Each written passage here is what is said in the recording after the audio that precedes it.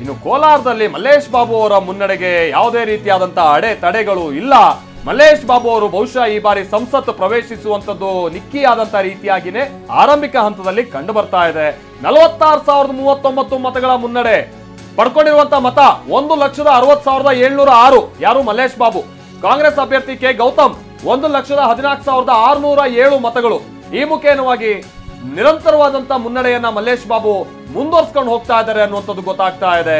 ಹಾವು ಏಣಿ ಆಟ ಏನು ಕೋಲಾರದಲ್ಲಿ ಇಲ್ಲ, ಬಹಳ ನಿಖರತೆಯ ಫಲಿತಾಂಶದ ಕಡೆಗೆ ಸಾಕ್ತಾ ಇದೆ ಕೋಲಾರದ ರಿಸಲ್ಟ್ ಅನ್ನುವಂಥದ್ದು ಗೊತ್ತಾಗ್ತಾ ಇದೆ. ಅಲ್ಲಿ ಹೇರ್ ಲಾಸ್ಗೆ ಮೆಡಿಸಿನ್, ಹೇರ್ ಗ್ಲೋಗೆ ಜೆಲ್, ಡ್ಯಾಂಡ್ರಫ್ಗೆ ಶಾಂಪೂ, ಇದ್ಯಾವುದು ನನಗ್ ಬೇಡ. ಸಾಮ್ರಾಟ್ ಸೀಗೆಕಾಯಿ ಪೌಡರ್ ಕೂದಲಿಗೆ ನೈಸರ್ಗಿಕ ಆರೈಕೆ ನೀಡಿ ಆರೋಗ್ಯ ಕಾಪಾಡುತ್ತೆ. ಸಾಮ್ರಾಟ್ ಸೀಗೆಕಾಯಿ powder for strong, soft and shiny hair. ಮುನಿಯಪ್ಪನವರು ತಮ್ಮ ನಳಿಯ ಚಿಕ್ಕಪೇದಣ್ಣಂಗೆ ಟಿಕೆಟ್ ಕೊಡಬೇಕು ಅನ್ನುವಂಥದ್ದಾಗಿರ್ಬೋದು, ರಮೇಶ್ ಕುಮಾರ್ ಅವರು ಮತ್ತೊಂದು ರೀತಿಯಾದಂತ ಬಣ ಬಡಿದಾಟ ಆಗಿರ್ಬೋದು, ಈ ರೀತಿಯಾದಂಥದ್ದೆಲ್ಲವೂ ಕೂಡ ಬಹಳ ಅಲ್ಲಿ ಕೋಲಾರಕ್ಕೆ ಸಂಬಂಧಪಟ್ಟಂಗೆ ಸಮಸ್ಯೆ ತಂದೊಡ್ಡಿತ್ತು. ಯಾವ ಕಾರಣಕ್ಕಾಗಿ ಅಂತ, ಯಾವ ಮಟ್ಟಿಗೆ ಅಂತ ಅಂದ್ರೆ 3 ಮಂದಿ ಶಾಸಕರುಗಳನ್ನ ನಾವು ರಾಜೀನಾಮೆ ಕೊಡ್ತೀವಿ, ಈ ಬಾರಿ ಮುನಿಯಪ್ಪನವ್ರ ಕುಟುಂಬಕ್ಕೆ ಏನಾದ್ರು ಮತ್ತೆ ಮಣೆ ಹಾಕಿದ್ರೆ ಅನ್ನುವಂತ ರೀತಿಯಾಗಿ ವಿಧಾನಸೌಧದಲ್ಲ ಹಂಗಾಮ ಸೃಷ್ಟಿಸಿದಂಥದ್ದನ್ನು ಕೂಡ ನಾವು ನೋಡಿದ್ವಿ. ಅದ್ರ ಫಲಿತಾಂಶ ಏನು?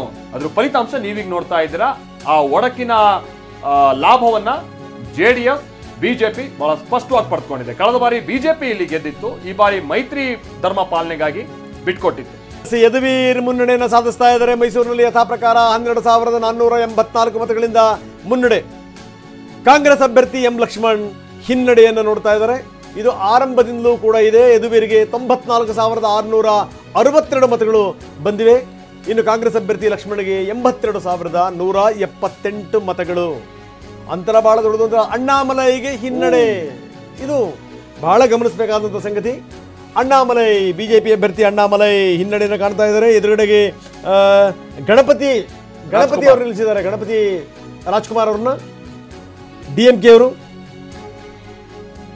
ಅಲ್ಲಿನ ಮಾಜಿ ಮೇಯರ್ ಕೂಡ ಹೌದು ಗಣಪತಿ ರಾಜ್ಕುಮಾರ್, ಪ್ರಬಲವಾದಂಥ ಕ್ಷೇತ್ರ ಅದು.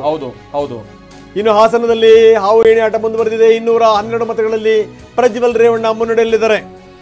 ಯಾರೇ ಗೆದ್ರೂ ಕೂಡ ತುಂಬಾ ಕಡಿಮೆ ಅಂತರದಲ್ಲಿ. ಹಾಸನದಲ್ಲಂತೂ ಹಾವು ಏಣಿ ಆಟ ಮುಂದುವರೆದಿದೆ. ಪ್ರಜ್ವಲ್ ರೇವಣ್ಣ 212 ಮತಗಳ ಮುನ್ನಡೆಯನ್ನ ಸಾಧಿಸಿದ್ದಾರೆ. ಅವರ ಮುನ್ನಡೆಯ ಪ್ರಮಾಣ ಕುಸಿತ ಆಗಿದೆ, ಬಟ್ ಮುನ್ನಡೆಯಲ್ಲೇ ಇದ್ದಾರೆ. JDS ಅಭ್ಯರ್ಥಿ ಪ್ರಜ್ವಲ್ಗೆ 1,20,990 ಮತಗಳು, ಕೈ ಅಭ್ಯರ್ಥಿ ಶ್ರೇಯಸ್ ಪಟೇಲ್ಗೆ 1,20,778 ಮತಗಳು ಲಭ್ಯ ಆಗಿದೆ.